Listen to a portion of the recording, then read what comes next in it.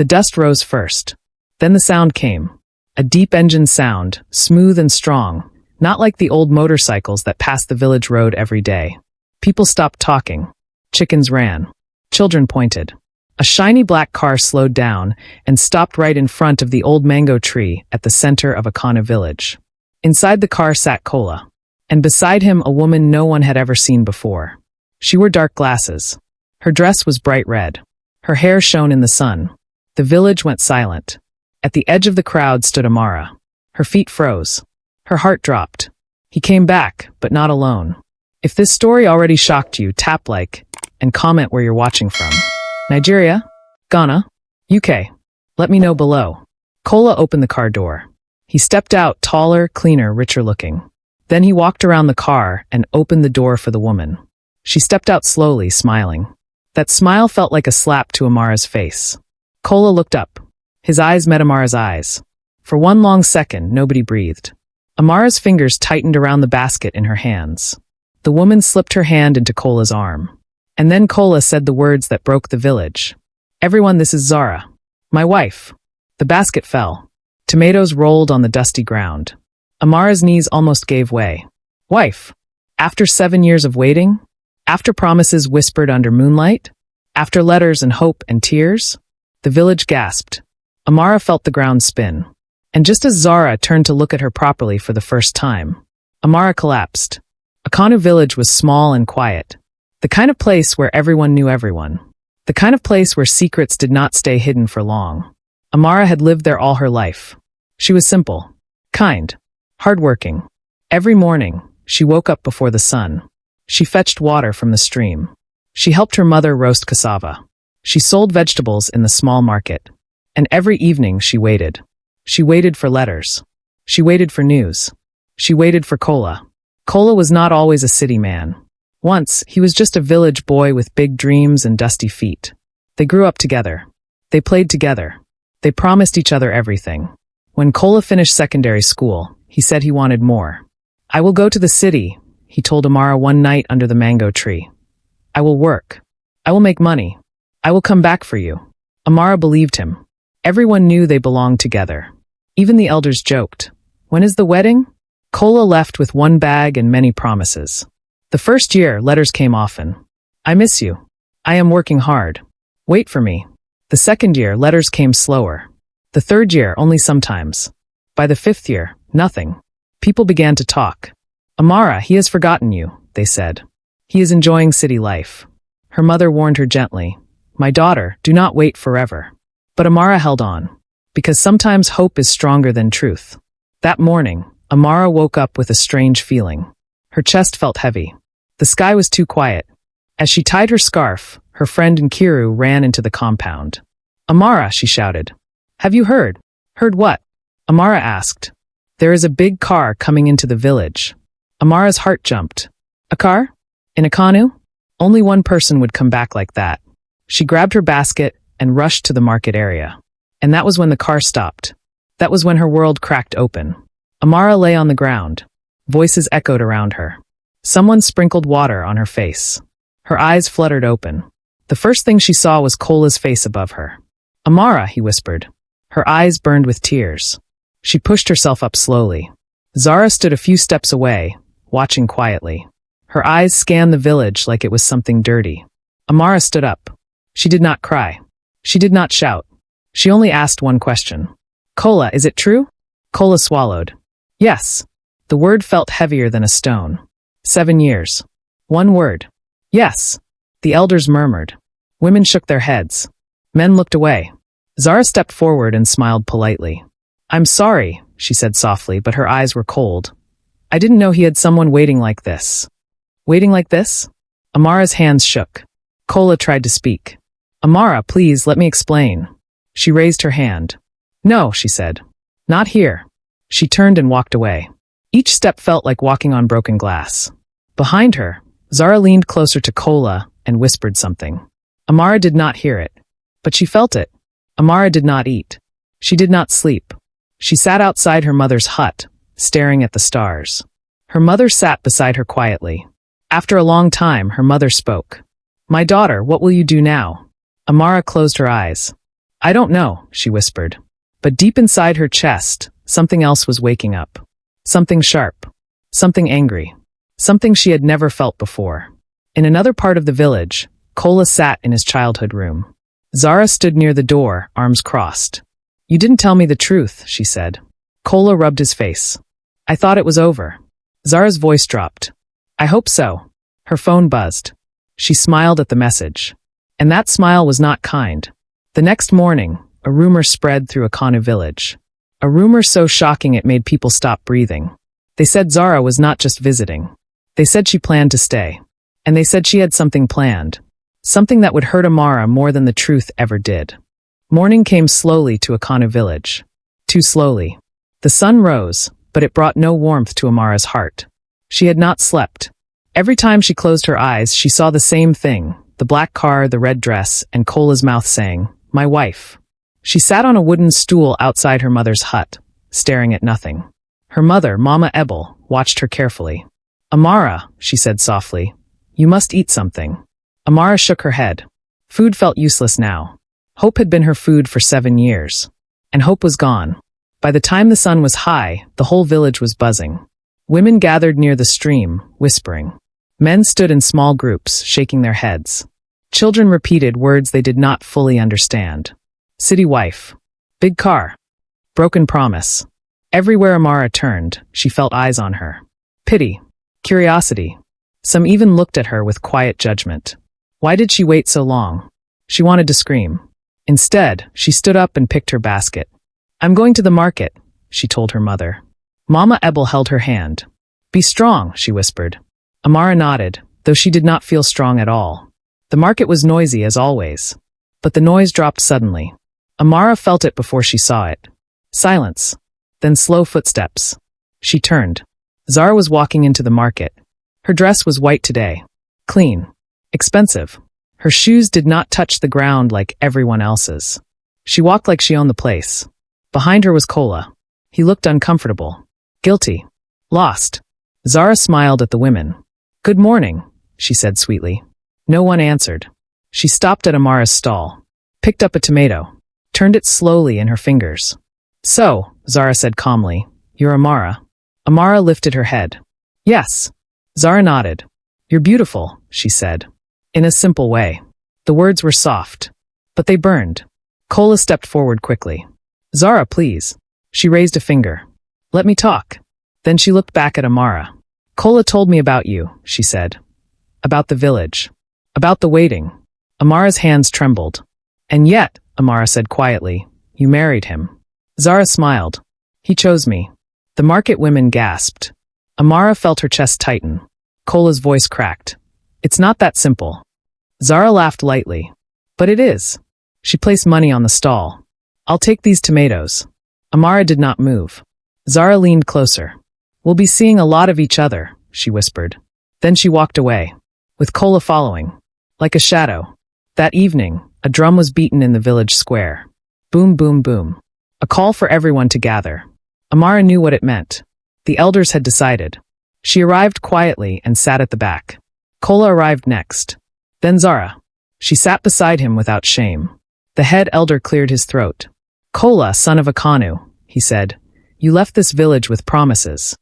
Murmurs filled the air. You left a girl behind, the elder continued. One who waited.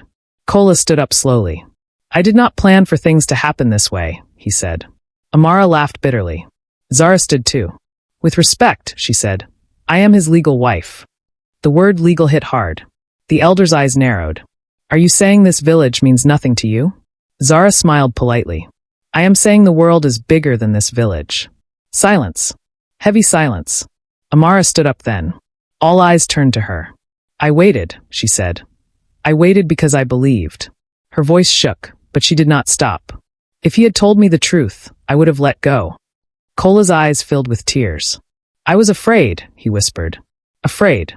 That word made something inside Amara snap. Amara walked alone to the stream. The moon reflected on the water. She knelt and splashed her face. 7 years, she thought. 7 years for fear. Behind her, footsteps approached. She did not turn. I'm sorry, Kola said. She stood slowly. Sorry does not bring back time, she replied. I wanted to come back for you, he said. But life changed. Amara faced him. So did I, she said. From the trees, Zara watched. Her face was calm. Too calm. She took out her phone, typed a message, and smiled. The next morning, Amara woke to shouting. She rushed outside. Villagers stood gathered, pointing toward her hut. Her basket of goods lay scattered. Ruined. Destroyed. On the ground, written in red paint, were words that made her blood run cold. Go back to where you belong. And at the edge of the crowd, Zara stood watching. Smiling. Amara did not scream. That surprised everyone. She stood very still, staring at the red words on the ground. Go back to where you belong. The paint was fresh. It smelled sharp. Like anger. Like hate. Around her, villagers whispered. This is too much. Who could do this? Some looked at Zara. Some looked away. Zara stood at a distance, holding Cola's arm. Her face showed fake shock. Oh my God, she said softly. How terrible. Amara slowly bent down. She picked up one crushed tomato. It burst in her palm. Red juice ran down her fingers. She wiped her hand on her wrapper. Then she stood up and looked straight at Zara. I belong here, Amara said calmly. Her voice did not shake. The crowd went silent. Zara tilted her head. Of course, she replied. I didn't mean it like that. But her eyes said something else. Cola stepped forward. This has gone too far, he said. Zara, did you? Zara turned sharply.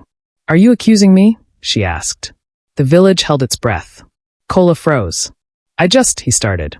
Zara cut him off. I was asleep all night, she said loudly. Ask anyone. Her voice was smooth. Too smooth. Amara turned away. She had no strength left for words. Her mother held her shoulders. We will clean this, Mama Ebel whispered. But Amara shook her head. No, she said. Leave it. Everyone stared at her. Let them see, she continued. Let them all see what waiting brings. Before the sun reached its highest point, another car entered the village. This one was not shiny, but it was strong, dusty, purposeful. It stopped near the square. A tall man stepped out. He wore a simple shirt. His shoes were dusty, but his eyes were sharp. Who is Amara? He asked. The villagers murmured. Amara stepped forward slowly. I am.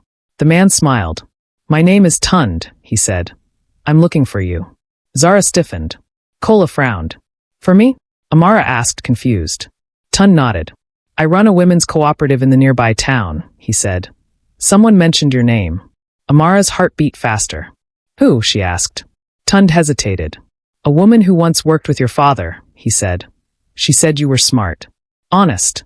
Strong. Zara laughed lightly. A cooperative, she said. What kind of business is that? Tund looked at her calmly. The kind that helps village women earn their own money. Silence. That word, money, changed the air. Tund turned back to Amara. We're starting a new program, he said. I want you to join. Amara's mouth went dry. I don't know anything about business, she said. Tund smiled. That's not true, he replied. You've been selling since you were a child. Zara's smile faded. That evening, Amara sat alone again. But this time, her thoughts were different. She remembered Tund's words. Earn your own money. For years, her life had waited on someone else's promise. Maybe it was time to wait on herself. Cola came to her quietly. I heard about the offer, he said. Yes, Amara replied. I'm happy for you, he said. She looked at him. Are you? She asked. He could not answer. From across the compound, Zara watched. Her jaw tightened. She had not expected this. She had planned tears. Begging. A broken girl. Not this calm.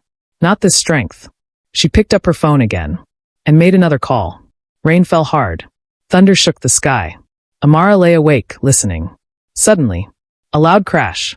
She jumped up. Shouting filled the air. Fire. Someone was screaming. Amara ran outside. Her small storage shed was burning. Flames climbed fast. Too fast. Villagers rushed with buckets. But the fire was angry. Hungry. Cola ran toward it. Zara stood far back. Dry. Safe. Watching.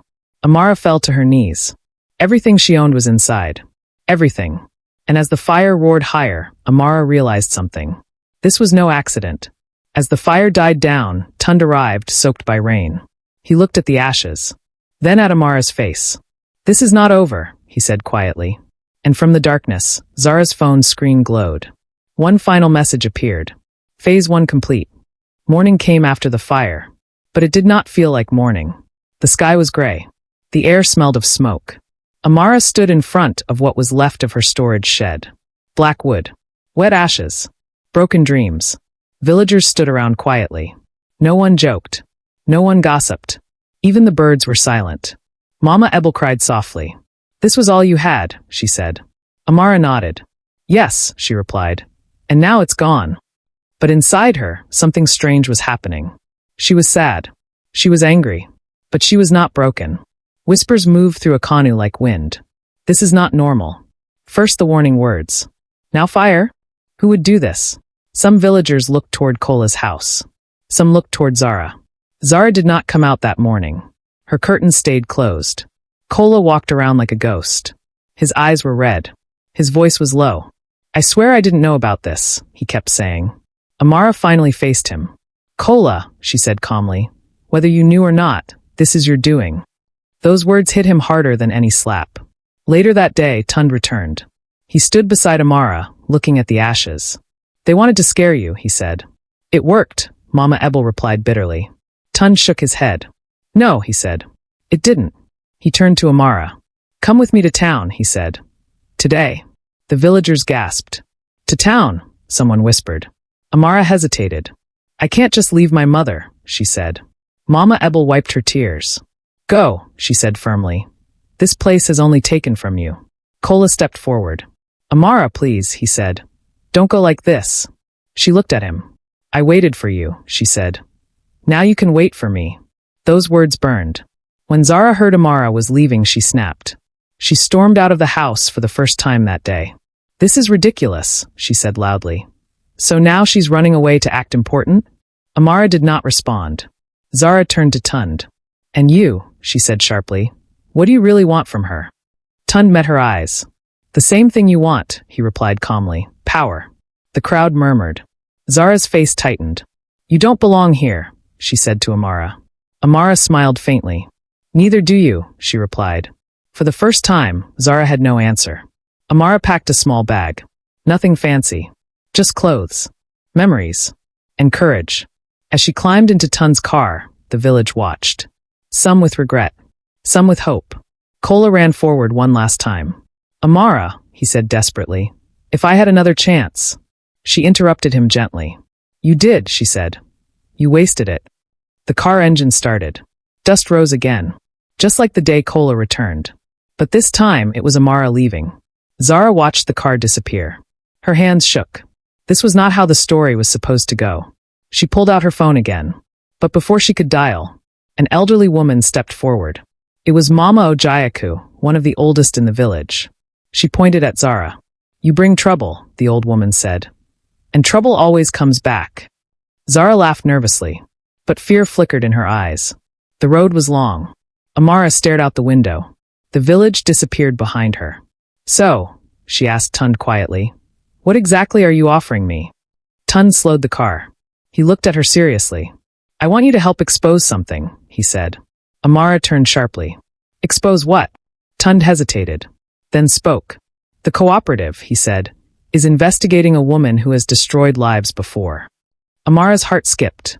"And her name?" she asked. Tund's voice dropped. "Zara." Amara's breath caught. Before she could speak, Tund's phone rang. He answered. His face changed. "We've got confirmation," the voice on the other end said. Tund looked at Amara. "She's done this before," he said quietly. "And you're not her first victim." Amara did not speak for a long time. The road stretched ahead. Trees passed by. But her mind stayed on one name. "Zara. Done this before?" Amara finally asked. "What does that mean?" Tund kept his eyes on the road. "It means," he said carefully, "you are not the first woman whose life she tried to ruin." Amara's heart thumped. "Why?" she asked. "What did I ever do to her?" Tund sighed. "Nothing," he replied. "That's the problem." They arrived in town before noon. The place was loud, busy, different from a canoe. Tund led Amara into a modest office building.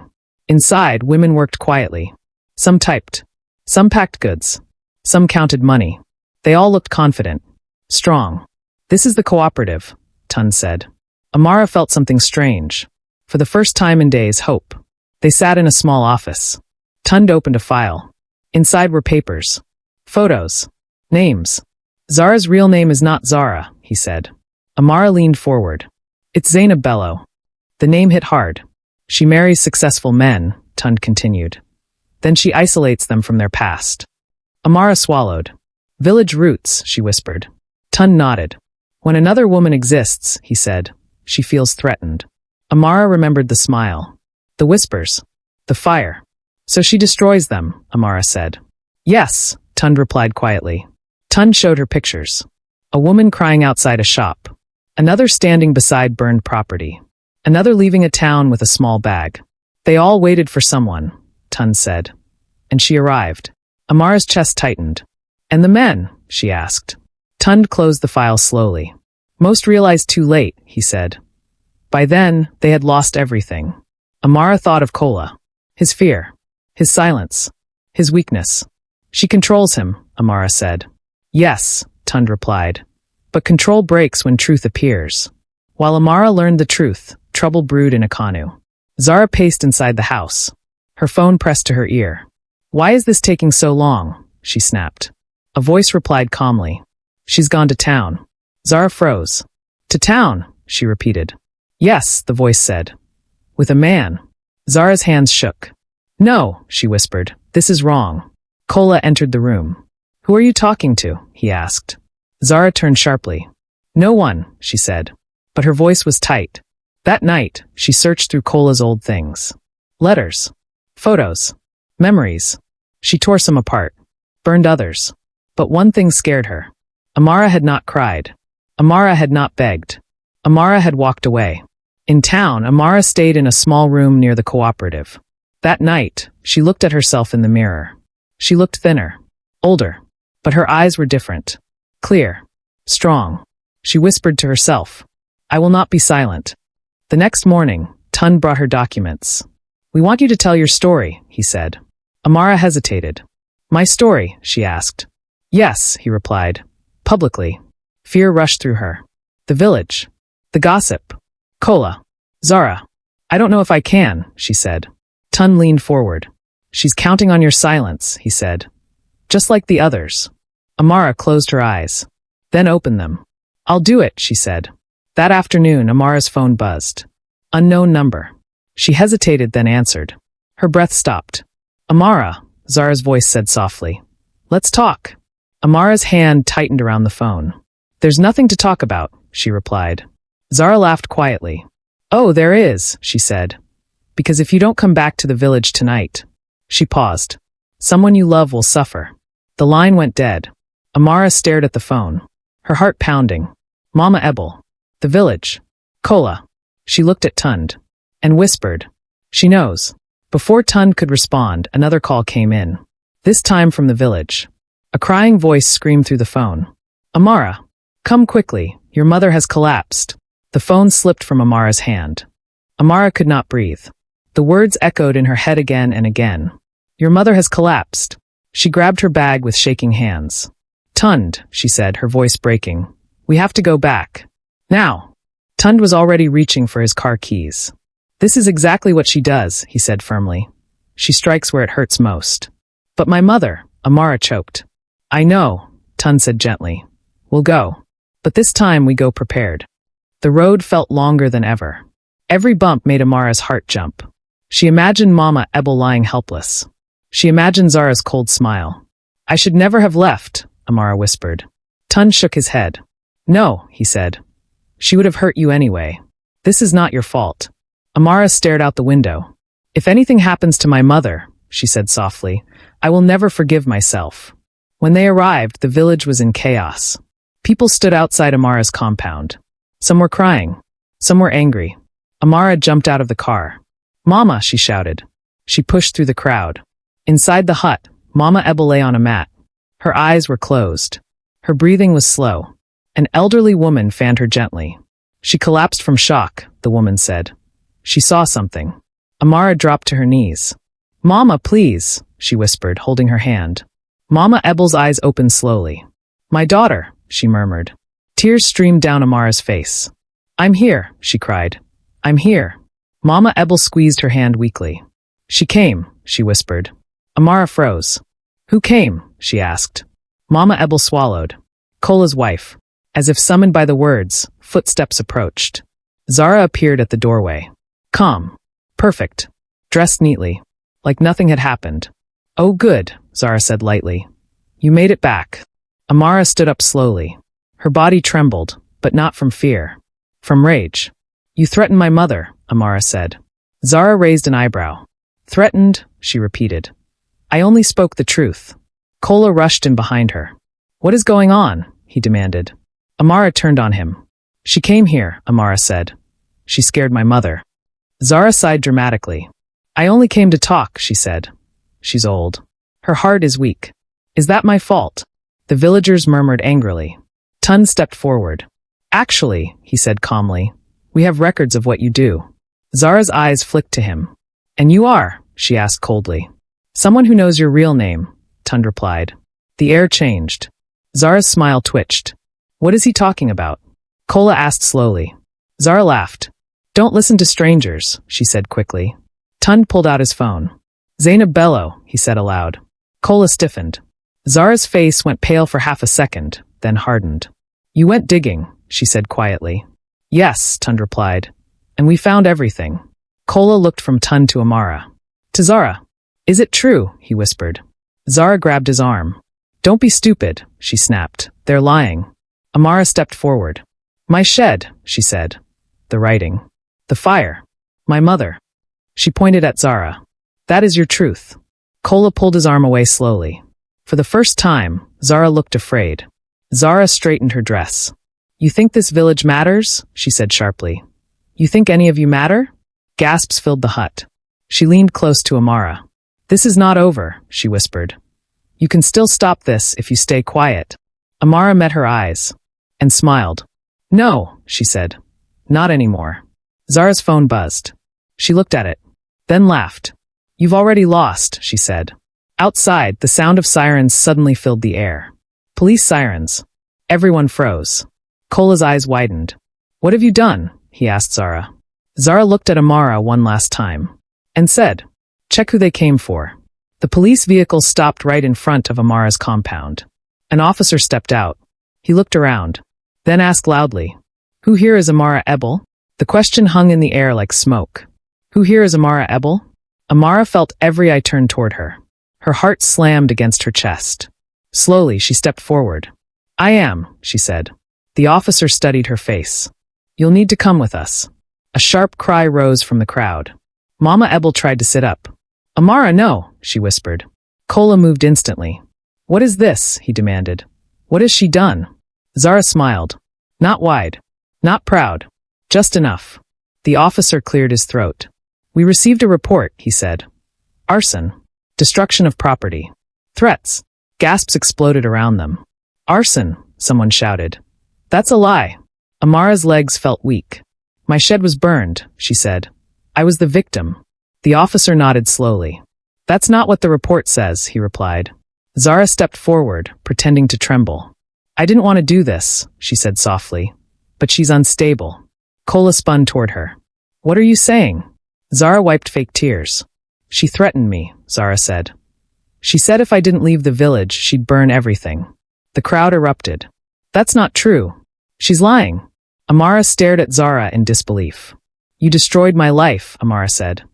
And now you want to cage me? Zara leaned close. City rules, she whispered. Village tears don't count. Tun stepped forward quickly. Officer, he said firmly, I represent a registered women's cooperative. The officer looked at him. And we have evidence, Tund continued. Evidence that this woman, he pointed at Zara, has a history of false reports, intimidation, and arson-related setups. Zara laughed. Do you hear him? She said. He's desperate. The officer hesitated. Sir, he said to Tund, if you have evidence, you can present it at the station. He turned back to Amara. For now, you'll come with us. Mama Ebel cried out. Cola grabbed the officer's arm. Please, he said. This is wrong. The officer pushed his hand away. Step back. Handcuffs came out. Cold metal. The click echoed loudly. Amara closed her eyes. For a moment, fear tried to return. But she pushed it away. She lifted her chin. If I go, she said calmly, the truth will come out. Zara's smile flickered. Just for a second. Amara sat in the back of the police vehicle. Bars between her and the world. The village blurred past her eyes. She thought of her mother. Her waiting. Her pain. She thought of the shed. The fire. And then something else. Something Tund had slipped into her hand quietly. A small folded paper. She opened it carefully. Inside were words written quickly. We have more proof. Let her think she's winning. Amara's lips trembled. Not from fear. From resolve. Back at the compound, Zara exhaled deeply. It's done, she said. Kola turned on her. What kind of woman are you? He shouted. You framed her. Zara's face hardened.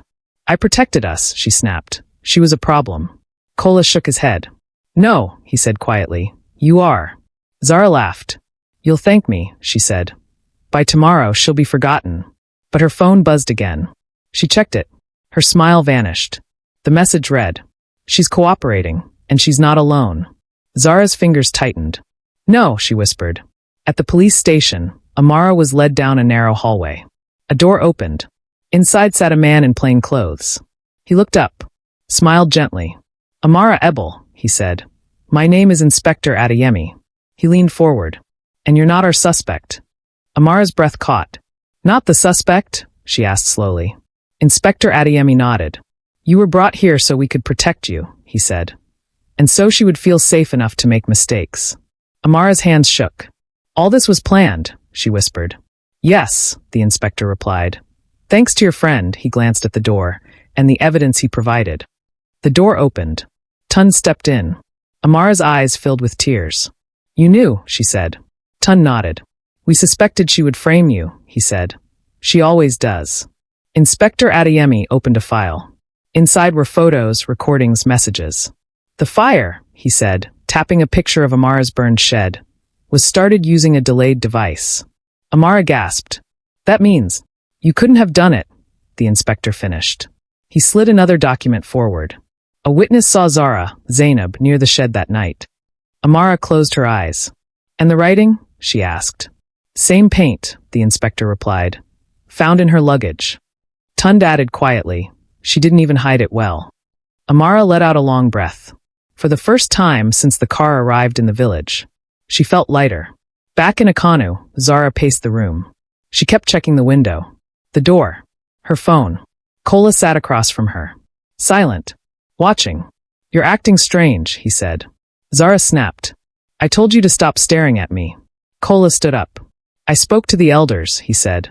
And to Tund. Zara froze. What? She asked sharply. They told me everything, Kola continued. About your past. Zara laughed loudly. You believe strangers over your wife? Kola looked at her sadly. I believe patterns, he said. And you fit them. For the first time, Zara had no insult. No charm. No control. At the station, Inspector Adeyemi picked up his radio. We're ready, he said. Amara's heart raced. Ready for what? She asked. For her to finish her own story, he replied. Almost on cue, an officer rushed in. Sir, he said. The suspect just tried to leave the village. Inspector Adeyemi stood. Then let's not keep her waiting. Amara rose too. You're coming with us, the inspector said. She hesitated. To the village? He nodded. So she can see exactly who won. Police vehicles rolled into Akanu again. This time, the sirens did not stop at Amara's compound. They stopped in front of Kola's house. Zara was dragged outside, her wig slightly crooked, her makeup smudged. Villagers gathered quickly. She screamed. You can't do this. I did nothing. Inspector Adeyemi stepped forward. Zainab Bello, he said calmly. You are under arrest for arson, intimidation, and false reporting. Zara's eyes searched the crowd wildly. Then they landed on Amara. You, she shouted. You planned this. Amara stepped forward. No, she said softly. You did. Kola covered his face with his hands. As officers moved to handcuff her, Zara laughed. It was loud. Sharp. You think this ends here, she said. You think the truth saves you? She leaned toward Amara. You'll still be the girl who waited, she hissed. Amara leaned closer too. And you'll be the woman who lost, she replied. Zara's laughter stopped. As Zara was pushed into the police vehicle, she turned suddenly. One more thing, she shouted. Kola didn't tell you everything. Amara froze. What does she mean? Inspector Adeyemi asked quietly. Kola looked up, his face pale, and said, because there's something about our past I never told Amara. The village went quiet. Too quiet. All eyes turned to Kola. Even the police officers paused. Amara felt her heart sink. What didn't you tell me? She asked slowly. Kola swallowed hard. His voice came out weak. Before I left the village, Kola said, I already knew I wasn't coming back for you. A sharp gasp spread through the crowd. Amara felt like the ground disappeared under her feet. What? She whispered. Kola's eyes filled with tears. My parents wanted me to marry someone rich, he continued. They told me village life was shameful. Amara's hands trembled. So all those letters? She asked. Kola nodded. I was buying time, he admitted. I didn't want to face you. The words cut deeper than Zara's cruelty ever did. Zara laughed bitterly from inside the police car. You see, she shouted. He was never brave. I just finished what he started.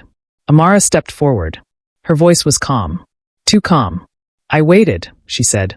Not because I was weak. She looked straight at Kola. But because I believed in honesty. She turned to the crowd. And today, she continued, I choose myself. Tears ran down Mama Ebel's face. But this time they were proud tears. Inspector Adeyemi closed the police van door. Zara was driven away. Her shouting faded. Her power gone. The village breathed again. Kola fell to his knees. I'm sorry, he cried. I ruined everything. Amara looked at him one last time. You ruined yourself, she said. I only lost time. Then she walked away. Not angry. Not broken. Free. Weeks later, Amara stood in the town market. But this time, she did not sell vegetables. She managed a stall owned by the Women's Cooperative. Women greeted her with respect. Confidence shone in her eyes. Mama Ebel sat nearby, smiling. Tund watched from a distance. You're strong, he said. Amara smiled. I always was, she replied. I just needed the truth to see it. Amara learned something the hard way. Waiting is not wrong. Waiting for lies is. And sometimes the greatest victorious walking away with your dignity intact. Subscribe to this channel to support our growth.